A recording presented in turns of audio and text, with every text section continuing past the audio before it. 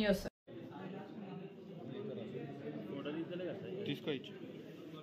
మళ్ళా నాకు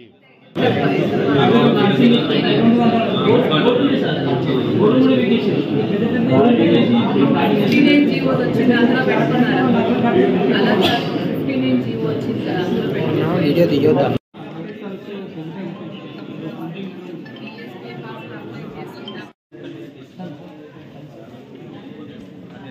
జై బీజేపీ, జై బీజేపీ, జై ఈటల, జై ఈటల.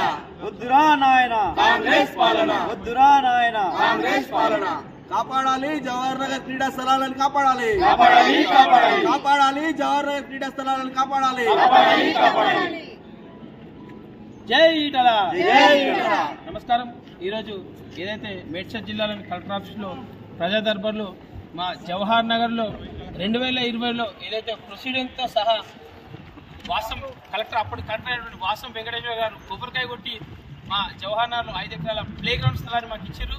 కానీ ఆ ప్లే గ్రౌండ్ స్థలం ఈ 2025కి వచ్చేసరికి అది కబ్జాకు గురవుతుంది.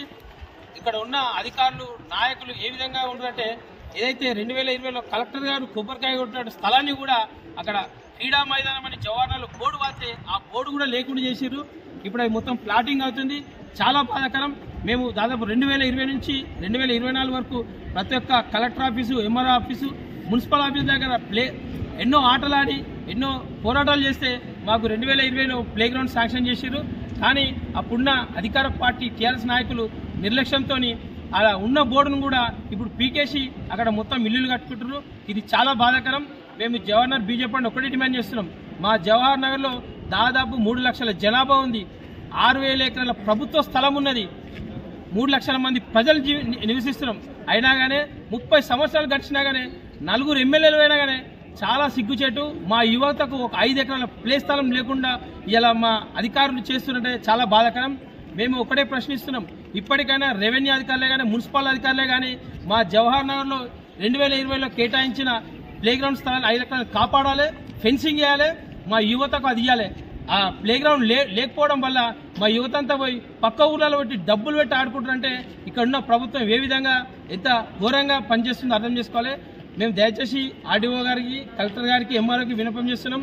ఏదైతే 7,704, 706 సర్వే నెంబర్లో 5 ఎకరాల స్థలాన్ని అప్పుడు వాసం వెంకటేశ్వర గారు కొబ్బరికాయ కొట్టి ఫ్రీడమ్ మ్యాన్ కేటాయించారో వెంటనే దాన్ని కాపాడాలి, దానికి ఫెన్సింగ్ చేయాలి. అక్కడ కొన్ని నిధులు కేటాయించి మా జవహర్ నగర్ యువతకు ఆ ప్లే గ్రౌండ్ అప్పచెప్పాలని కోరుకుంటున్నాం.